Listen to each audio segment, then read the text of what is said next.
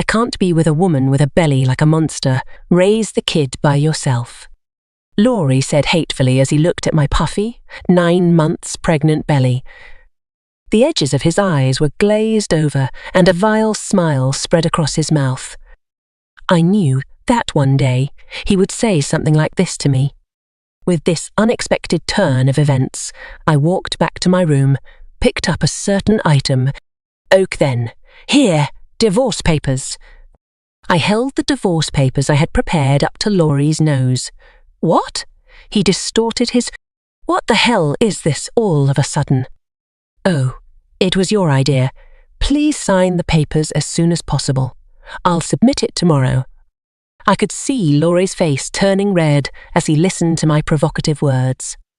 Watch out. I'll make you regret all the things you've done to tie me down and look down on me. My name is Bexley. Pigott. I am a 28-year-old housewife. Until 2 years ago, I worked for a cell phone company. When I was 26, I met my boss at work, Laurie Pigott, and it wasn't long before we fell in love and got married. Laurie was 6 years older than me and was very dependable in teaching me the job. As someone who had just been transferred to a new department and didn't know what was ahead or behind, I was grateful for Laurie's precise instructions. As he trained me, we went out to dinner together, and when he asked me to go out with him, I was elated. That was because I had never been in a relationship until I was this age. I am ashamed to admit it, but as a lover of anime and manga, I have always had a strong yearning for my two-dimensional heroes, and had never been interested in men in the real world. However, I finally felt a sense of crisis when I saw my classmates from high school and college getting married one after another. When I fell in love with Laurie, I secretly vowed in my heart that it would be my first and last relationship. So, when I started dating Laurie and ended up getting married a year later, I was completely on top of the... I knew that Laurie was good-looking and was popular among the women in my office, so I was proud to be his wife. Many people at work congratulated me and said, "Congratulations, and I'm sad he's taken now, but I wish you happiness." I was immersed in an unprecedented happiness. I had no idea at the time that my marriage to Laurie would turn out the way it did. "Since you're marrying me, you'll quit your job, right?" I told my boss yesterday. "What?" "The day after we filed our marriage certificate at the city office, just as I was filled with anticipation thinking that my newlywed life with Laurie had begun. Laurie said something like that to me. Of course, I've always wanted my wife to focus on the house. Don't worry, I can support us both on my earnings alone. But that's out of the blue. I haven't heard anything about it. Laurie had never told me before we got married that he had to quit his job. The company I started working for now was introduced by his father. If I stopped so easily, I would have to apologize to his father. I wanted to tell him so, but I felt a silent pressure from Laurie's eyes. "Don't talk any." I reflexively kept my mouth shut and could not resist any longer. "I'm sorry I didn't tell you, but I already told them. You don't have to go to work tomorrow. Starting tomorrow." What a surprise! I was giddy at the suddenness of the news. But Laurie meant what he said. I finally couldn't go against him, who had been my boss all this time. I had quit my job without being able to give my retirement speech, but I was determined to make my marriage work. Laurie said she would marry me and leave me in charge of the house, and I want to live up to that expectation. I don't want to be thought of as a bad wife. With this one thought in mind, I worked hard at housework. For meals, I put as many side dishes on the table as possible, focusing on Laurie's favourite foods. Laurie ate everything without saying it was good or bad, but to be honest, I wanted him to say at least one word of appreciation for my efforts. Maybe I was hungry for that kind of recognition after quitting my job and not being recognised by anyone. "I have an important meeting tomorrow. You'll make sure my jacket is clean, right?"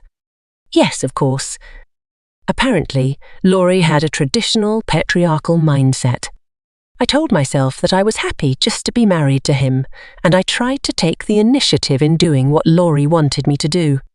With no income, I had no way to live a normal life, except to share my life with Laurie. We lived more like a master and housekeeper than a wife and husband, but our life as a couple was going. One day, I fell ill and went to bed. I was too lazy to get out of my bed and was absent-mindedly thinking, let's get all the housework done tomorrow, when Laurie came into the bedroom. Hey, what are you doing? Get up quickly. Make dinner. He poked the futon where I was with his foot, expressing his anger. I'm sorry, I'm not feeling well today. Could you please just eat as you please? When I told her this, instead of nodding gently, Laurie's face contorted into a what? You don't have to work, so don't go to bed just because you're feeling a little sick. You're pathetic.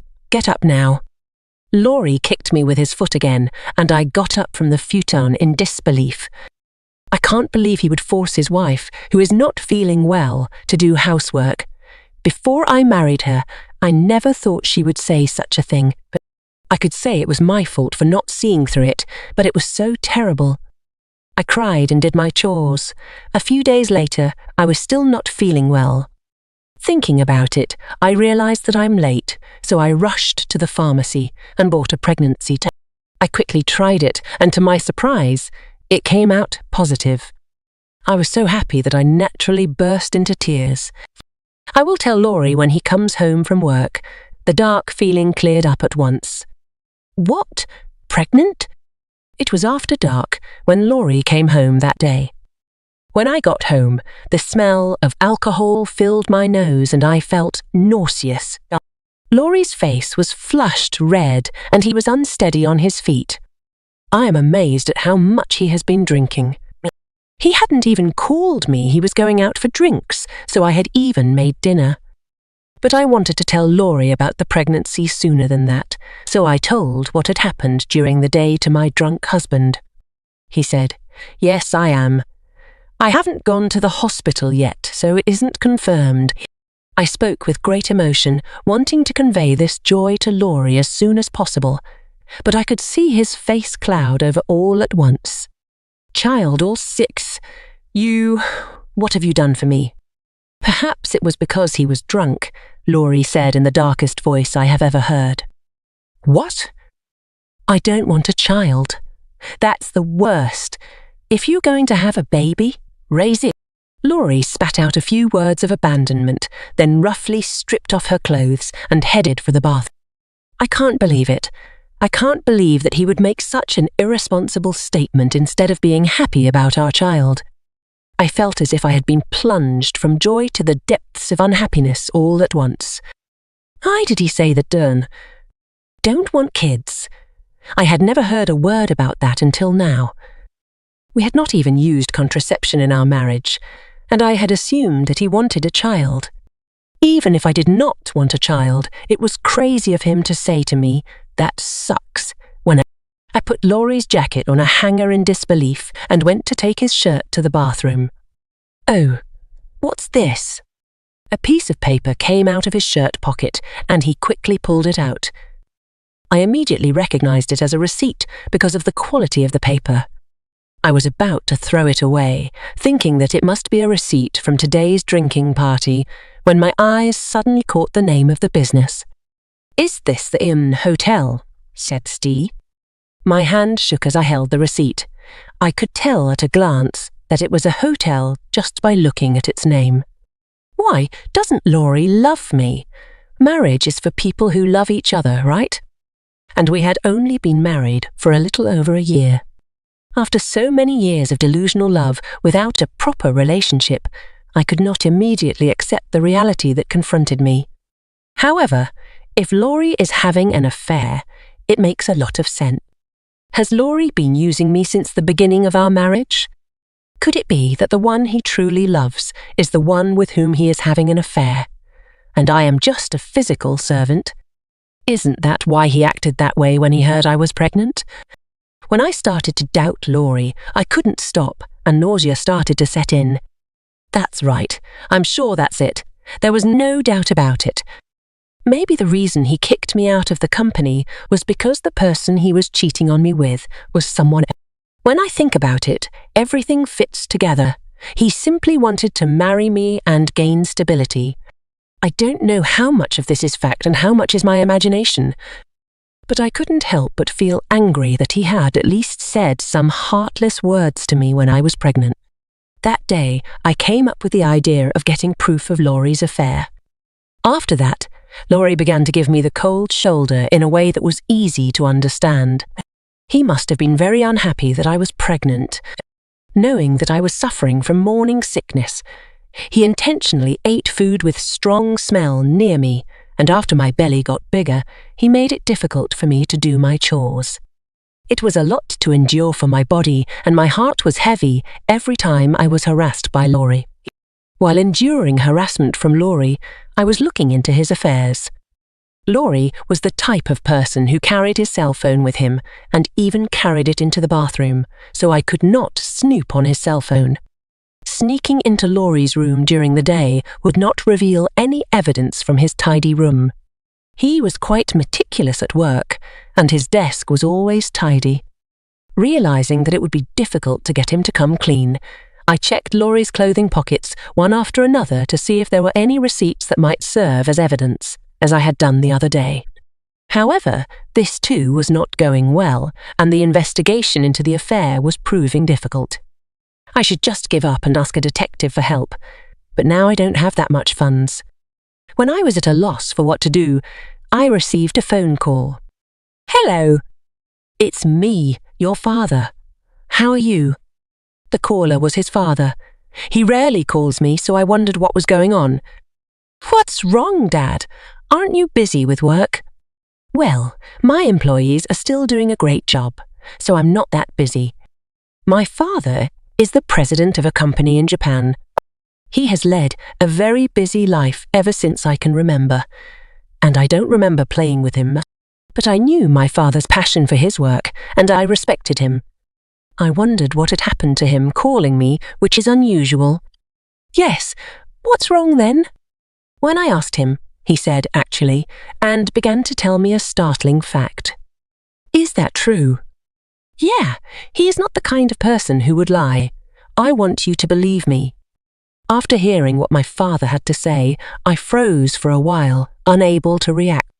But I gradually understood what was troubling me and felt better. "Thank you, Dad. I'll do my best."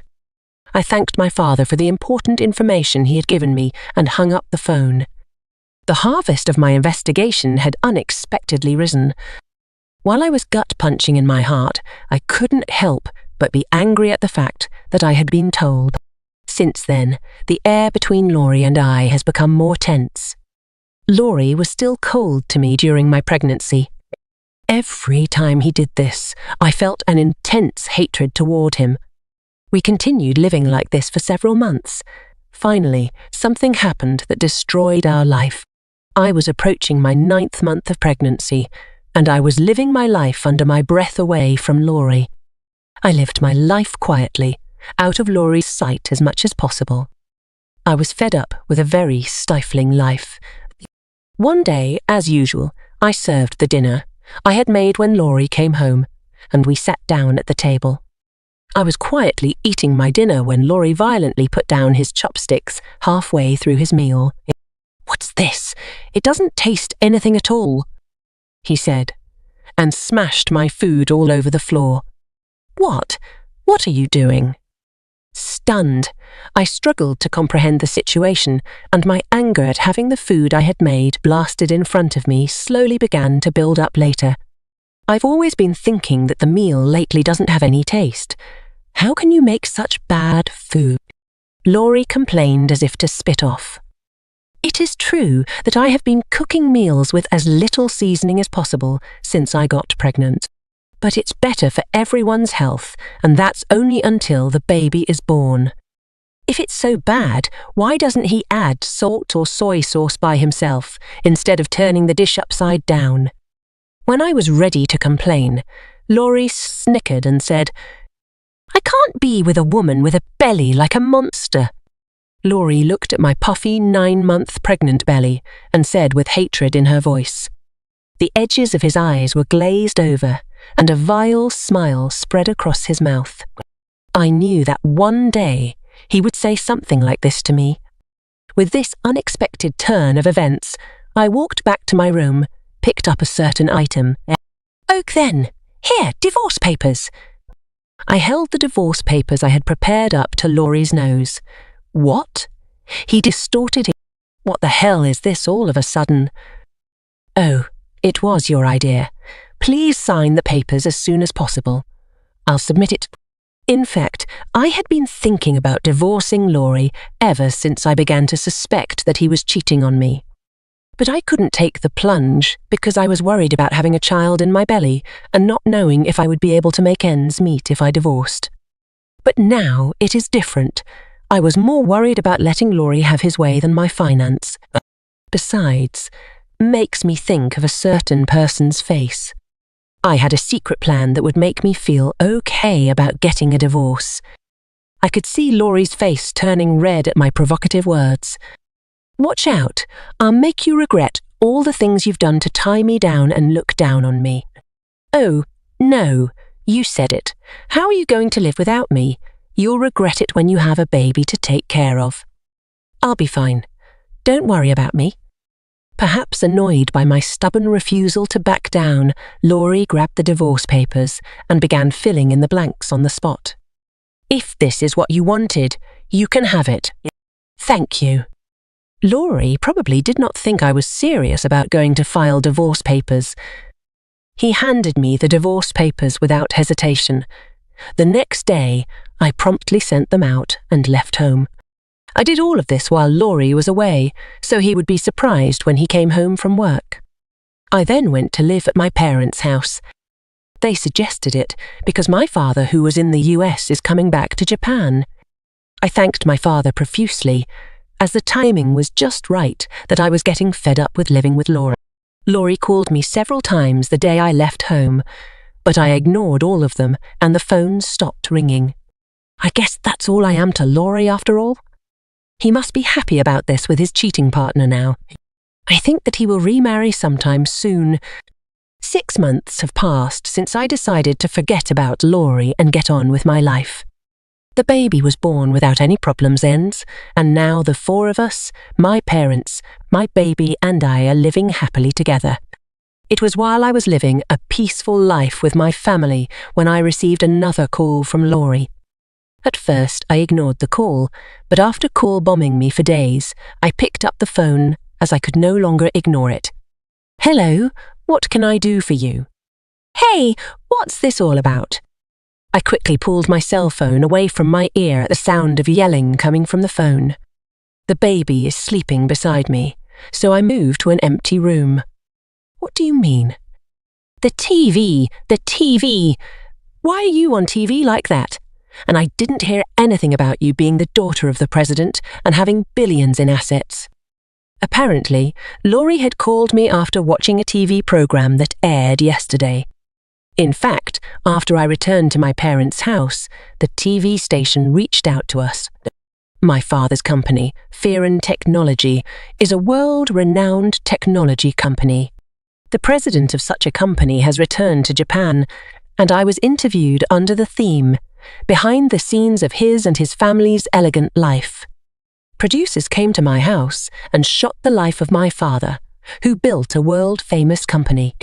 They talked about his assets, and they said that they were roughly in the billions, although not specific.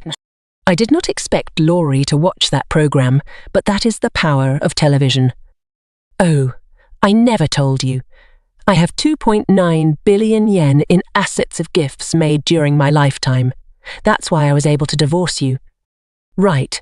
I had received a phone call from my father who had told me about the arrangements of his assets. So I was confident that I could make a living after our divorce. Huh, that's so dirty. Why didn't you tell me something important like that? Half of the money is mine, right?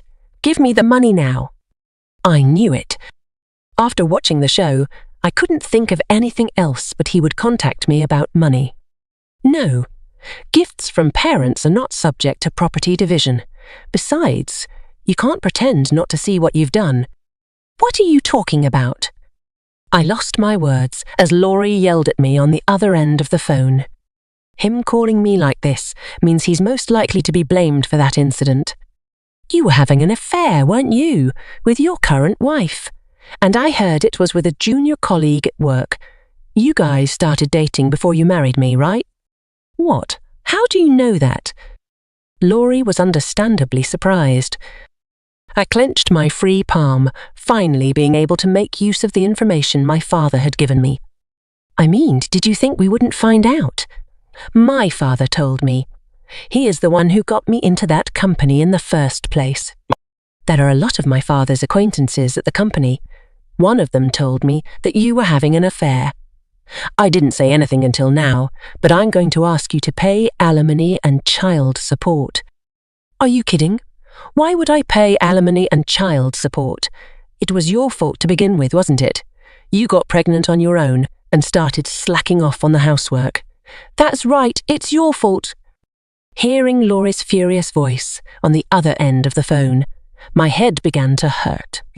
How could he not apologize for what he had done, and moreover, curses me it was my fault? I can't believe I was married to someone with so little common sense. I think it's right to break up with him with all my heart. Oh, please, Bexley, I don't have any money. My wife has spent all the money I've earned and I'm in debt. Laurie was now begging. I was beyond angry and disgusted. I never want to be involved with such an insane person again. With that single thought in my mind, I clenched my cell phone tightly. What are you talking about? Do you know what you're saying is crazy? I don't want anything to do with you ever again. I'll have my lawyer talk to you about alimony. Don't ever call me again. I won't let you see your children at all. But, hey! I hung up the phone right away after making comments in a hurry.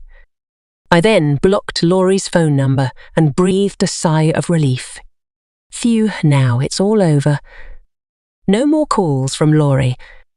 I was tired of having my peaceful life disturbed any longer. Just then I heard a child crying from the other room, and I hurried to the other side of the room to soothe the child. I later succeeded in getting alimony from Laurie and his cheating partner through my attorney. Of course, they were also to pay me monthly child support. According to a former colleague of mine, as Laurie had told me, his remarried wife seemed to have a bad spending habit, and the alimony had to be paid out of debt. Because of these circumstances, Laurie called me to ask for my inheritance. However, Laurie, who did not receive a single penny from me, has more expenditure than income, and he is apparently trying to find a new job at another company. Perhaps because he thinks this is not sustainable or he cannot stand the judging eyes from his co-workers. However, he is having trouble finding a new job because of the rumour about his affair with a junior colleague at the company. Moreover, it seems that he started to look for a new job after quitting his job and has been forced to live a very poor life in the meantime. I was not at all moved by what my colleagues told me. I even think that he should suffer at best. The words and cold attitude he has been hurling at me will never be erased from my memory. I sincerely hope that he will get what he deserves. On the other hand, I am enjoying raising my children with my parents. I am sure that I will never have to worry about money for the rest of my life. But since my father has announced that he is handing over the company to me, I am ready to work. I am, to all intents and purposes, my father's daughter who is all about work. I want my child to think I am a cool mom. With this in mind, I gazed at the face of my child as she peacefully slept.